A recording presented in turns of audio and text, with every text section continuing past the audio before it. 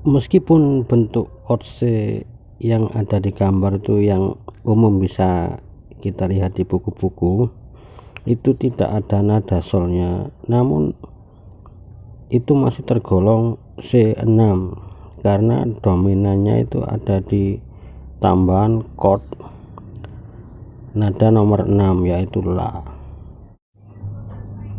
Jadi rumusnya tetap do mi sol la, do mi sol ditambah La, itu jadi akord nomor 6 di skala bentuk akord ya.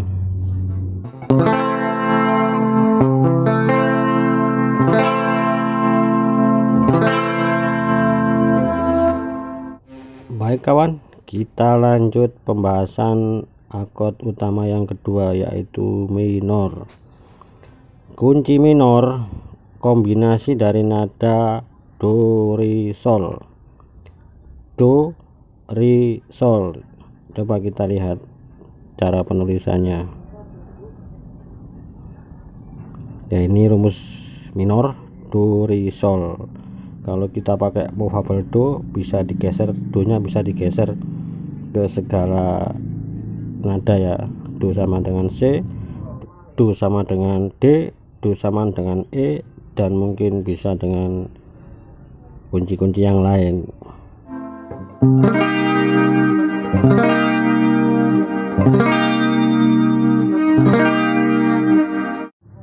Ya, ini contoh kunci C minor ya.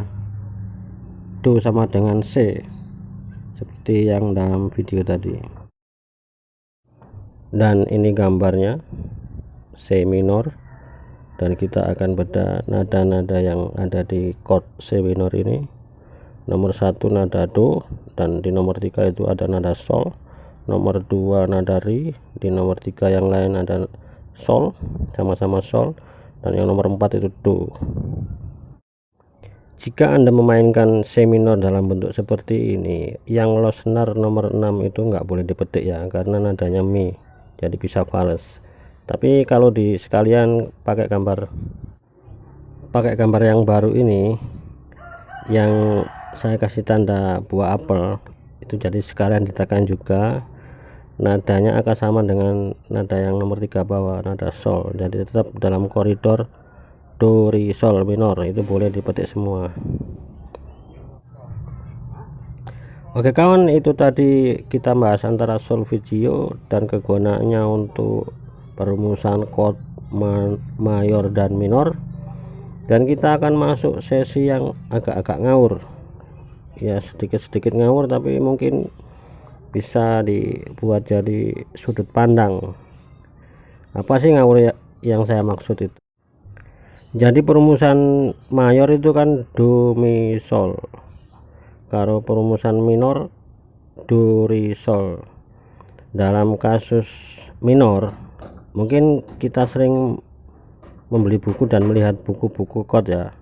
Di situ kan ada, kita cari chord A minor 6 dan akan mudah sangat kita temukan, tapi sangatlah sulit dan bahkan mungkin nggak ada itu chord C minor 6.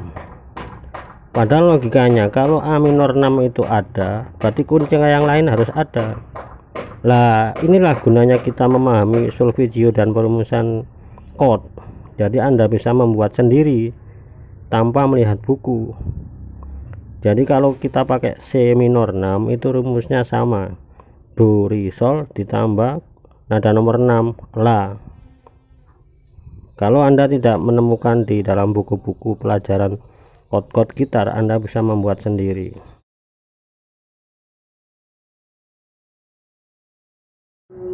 Dan ini perumusannya, untuk bentuknya ini PR buat Anda, silahkan cari sendiri sebagai bahan latihan.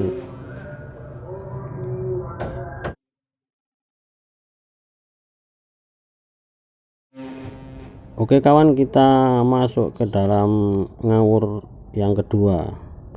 Setidaknya ini dari sudut pandang saya ya, dari penelitian yang saya lakukan. Meskipun saya bukan ahli musik dan hanya seorang gitaris gadungan, namun ini hanya sebuah kesimpulan dan mungkin ada salahnya. Untuk nada kombinasi nada mayor itu kan dari nada do mi sol. Jadi logikanya nggak ada chord yang namanya C1 atau A1 atau D1 atau A3, A5 dan seterusnya, karena nada do mi sol sudah masuk dalam kombinasi chord mayor.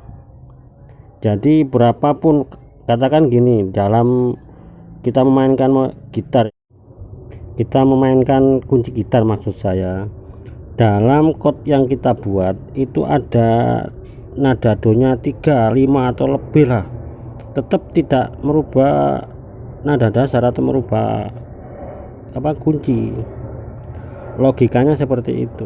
Namun meskipun di akhir-akhirnya itu ada pembaruan chord ya, ini berasal dari musik blues, ada chord yang berdasarkan atau diberi nama chord 5 ya, C5, atau bahasa istilahnya itu powered chord. Namun sebenarnya itu sebuah minimalis dalam pembaruan chord gitar ya, jadi untuk mempermudah, untuk mempercepat sebuah permainan gitar ya. Namun bisa dikatakan itu chord banci karena tidak merujuk pada mayor ataupun minor. Jadi kalaupun kita memakai chord C5 itu kita memasukkan unsur melodi dari mayor bisa, dari minor juga bisa.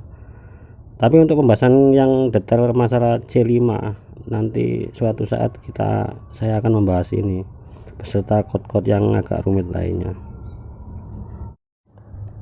Selanjutnya saya akan mengatakan atau membicarakan keuntungan dari Anda memahami solfeggio. Salah satu keuntungannya Anda akan memahami chord-chord gitar tanpa melihat buku atau istilahnya dalam bentuk yang lain, dan ini sangat berguna bagi Anda yang ingin menjadi seorang shredder katakanlah gitu, atau Anda ingin menjadi seorang fingerstyle, karena biasanya seorang fingerstyle itu tidak memainkan chord yang ada di buku karena mereka menciptakan bentuk chord dalam bentuk yang lain gitu loh. Atau Anda ingin menjadi seorang gitaris yang memainkan chord menjadi sebuah melodi seperti seorang Eric Johnson ya. Eric Johnson itu gitaris yang menciptakan chord-chord dalam bentuk yang lain dan menjadikan sebuah lagu. Keuntungan yang lain, Anda mungkin menjadi seorang pemain gitaris di band yang mengiringi penyanyi yang mungkin dia suaranya tidak seperti nada aslinya ya, bisa jadi diturunkan atau dinaikkan, dan dengan memahami ini Anda akan sangat membantu sekali. Oke, selanjutnya saya akan memberi sebuah contoh ya. Saya menemukan video lama saya, yaitu membuat sebuah perpaduan chord gitar dengan berdasarkan solfeggio ya. Jadi mungkin audionya agak kurang karena ini video langsung dan ini video lama. Namun ini asli buatan saya, tidak menjiplak atau mengcover lagu orang lain. Ini asli buatan saya.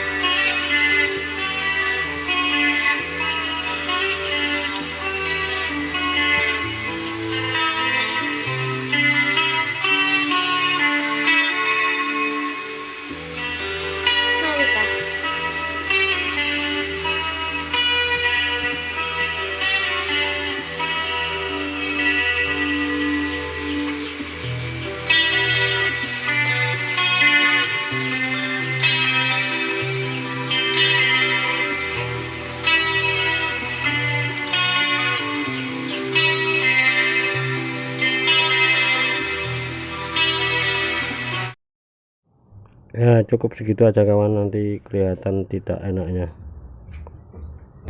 Sebagai contoh yang lain saya akan memainkan lagunya Led Zeppelin.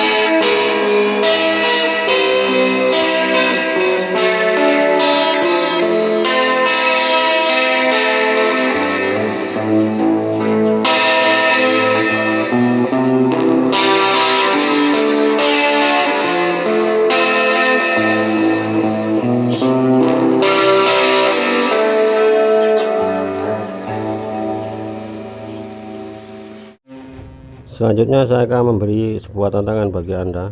Saya akan memainkan lagu intro dari milik Scorpion, Always One Bear, dimana bila kita browsing di Google mungkin dalam penulisan chord itu hanya ditulis chord standar saja kayak A minor, C, E minor, F gitu aja, padahal itu ada chord-chord spesifik, dan bila Anda paham pasti akan tahu.